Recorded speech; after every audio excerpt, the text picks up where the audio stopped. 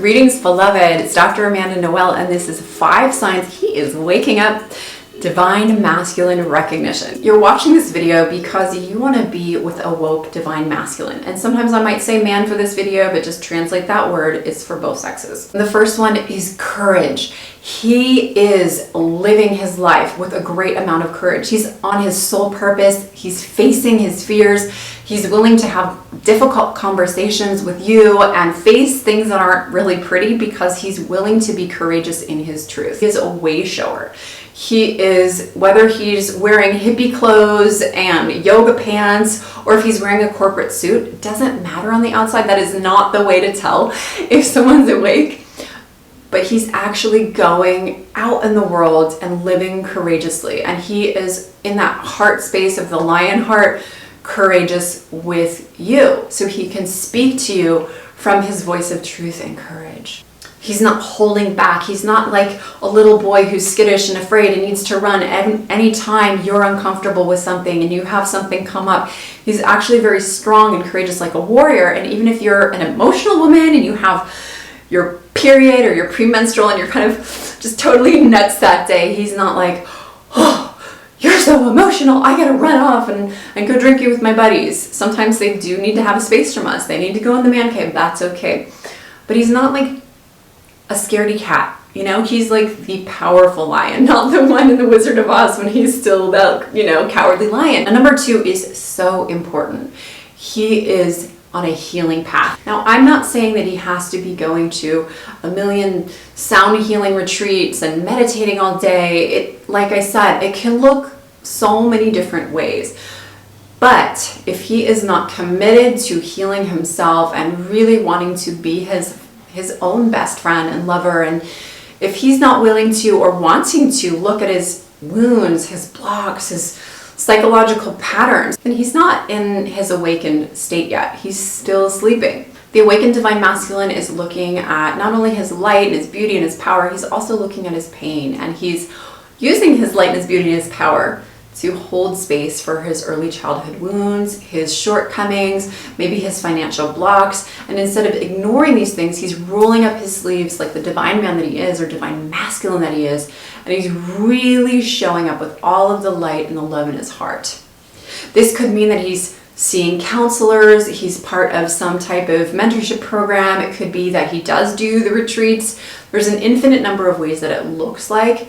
And it really comes from him showing up to do the deep healing work. Now, the third sign is that he is integrating his feminine side. Now, we are all feminine and masculine. The two are two sides of the same coin that cannot exist without each other. So as a divine masculine, he is also holding space for his own divine feminine. What that means is he is holding space for his vulnerability, for his emotions. A lot of men and a lot of divine masculines are very shut off from their emotional centers. They don't know how to feel until they go on that spiritual healing path, and then they have to learn how to do that.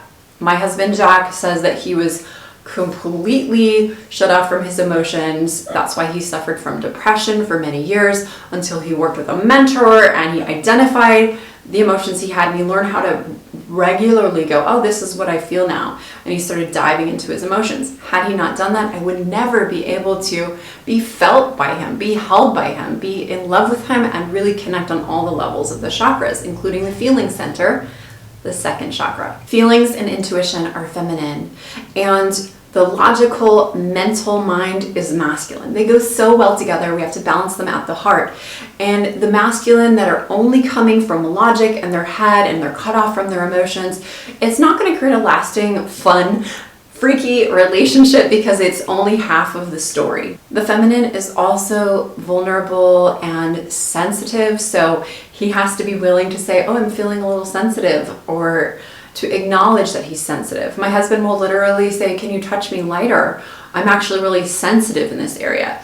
So many men, and the masculine is conditioned to be like, I'm strong, I have muscles, I have hair on my chest, I never feel scared, or I'm never vulnerable. It's not true. Men have inner boys. They need to be held and loved. We all do. It's completely normal to need to be nourished from both the masculine and the feminine. Now, for the woke man will be loving his inner child.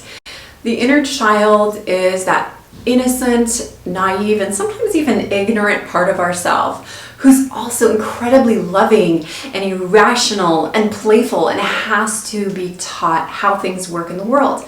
So when he embraces his own inner child, he can hold space for your inner child, and it's so much fun. Jack and I, we love being goofy together. We love playing and being silly. Even before we had a child, we would definitely act like little children at times. And it was so sweet, and it is so sweet and so fun. I'm so grateful that I have a partnership where I can sometimes let my ugly side, my messy side, and my immature side out. Not that I want to stay in that space, but let's admit it, we all have room to grow. We all have maturing to do in different areas of our lives.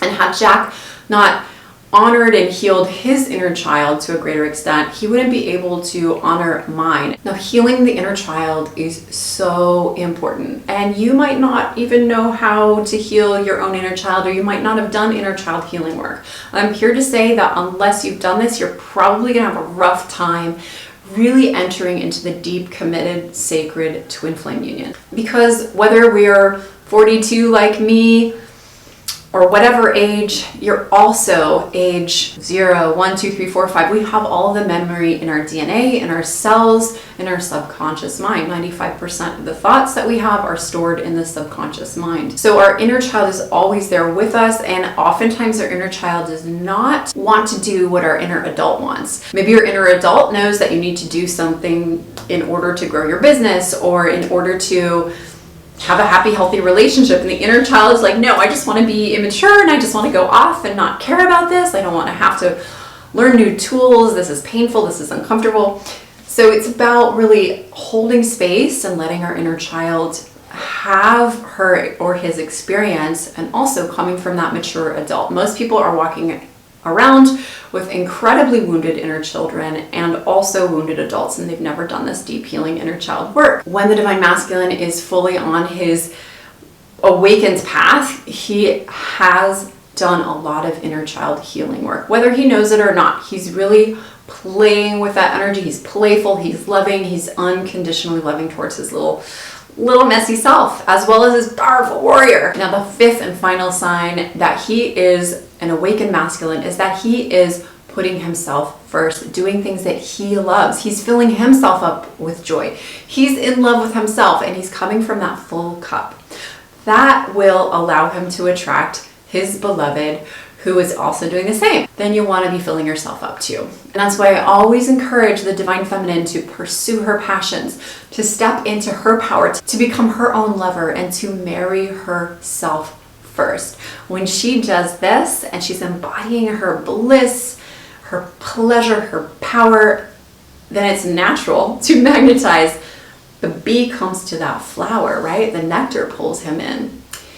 For me, for many years, I was chasing after men. I really wanted to be in a serious relationship with a gorgeous partner.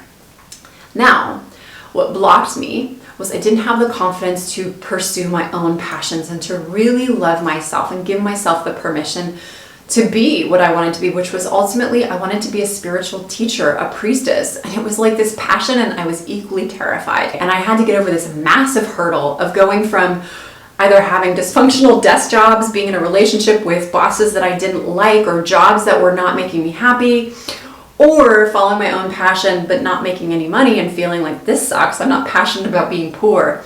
So I ended up learning how to grow my 6-figure blissness. And here I am today to show you, if you would like my support, how not only to tap into your pleasure and to pursue your heart's desire, but to turn it into a 6 or 7-figure blissness. Perhaps you are already successful and have a very fruitful business, but it's not blissful enough. Or perhaps you're just getting started in your business and you want to know how to make more money your way. Click the link below and register for my masterclass, 75-minute masterclass, and I'll teach you how to enroll, how to sell high-paying clients at the 10K level and beyond your way, in a way that feels so delicious and authentic. These tools have helped women ground their businesses, going from 0 to 6 figures, having that foundation in the first year of their blissness. So you can do it. You can create whatever you want, whether it's a blissness or something else. And if you are ready to launch your business to that next level, click the link below.